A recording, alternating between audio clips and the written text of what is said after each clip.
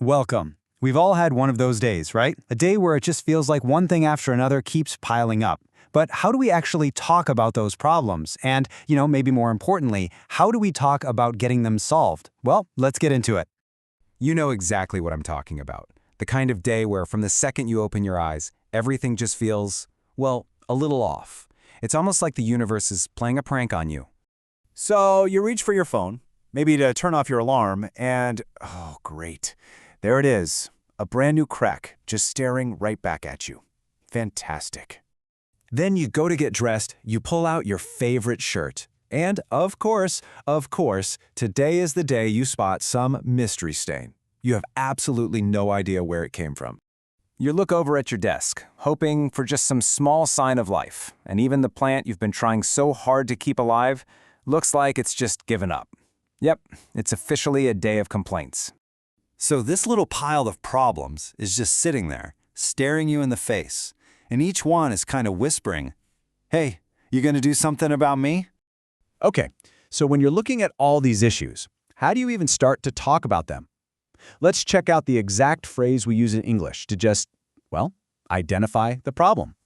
Here's our first tool, the phrase need to be, and you follow it up with a past participle, words like done, fixed, or cleaned.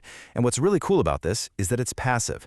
That means it puts all the focus on the problem itself, not on who's actually going to solve it. It's all about the what, not the who. So let's go back to that cracked screen. Instead of just saying, ugh, it's broken, we can state the action that's required, nice and clear. The phone needs to be fixed. See? It's like a diagnosis that points straight to a solution. And that stained shirt? Easy. The shirt needs to be cleaned. It's such a direct and, honestly, a pretty powerful way to highlight a problem that's waiting for a fix. All right, so now that we've diagnosed all our problems, we get to the big question. Are you going to roll up your sleeves and fix these things yourself, or are you going to call in a professional? This choice right here is where our language gets really interesting. I mean, let's be honest. For a lot of these tasks, fixing a phone, painting a house, we're probably going to need some help. And English has a very specific and super common way we talk about arranging for that kind of service. Just look at the difference here. On one side, you've got someone up on a ladder doing all the work themselves, and on the other, they've hired a pro. The result might be the same, a nicely painted house, but how we talk about it is completely different. And this right here is the key. If you say, I painted my house, it means you were the one with the paintbrush. But if you say, I had my house painted, everyone understands that you paid someone else to do the work. That one little word changes the entire story.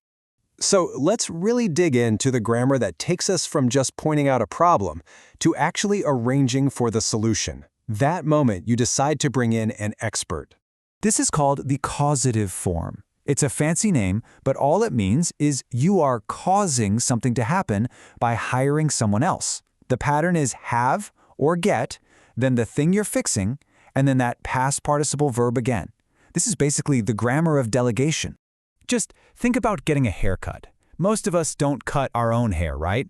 So we wouldn't usually say, I cut my hair. Nope, we say I had my hair cut or I got my hair cut, you arranged it, and a professional did the job. And this is where it all clicks together so perfectly. Step 1, you identify the problem. The rooms need to be decorated. Then, step 2, you arrange the solution with our new structure. We're having the rooms decorated. It's just a beautiful logical flow from problem to action.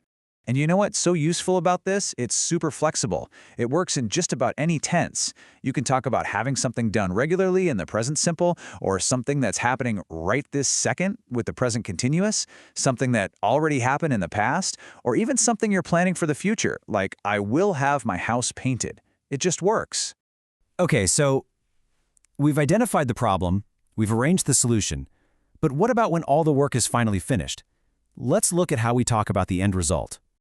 You know those same past participle words we've been using this whole time? Fixed, cleaned, repaired?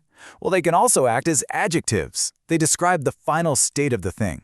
So you started with a screen that needed to be fixed, you had it fixed, and now you have a fixed screen. It all comes full circle. And the grammar rule here could not be easier. That past participle adjective just pops right in before the noun. A cracked screen, a decorated room. It's simple, it's clear, and it's super effective. So as we wrap things up, I'm going to leave you with a little challenge. Just take a look around you. What's one thing that needs to be fixed? Or, needs to be cleaned? And now that you've got the language, what's the plan? Are you going to do it yourself? Or are you going to have it fixed?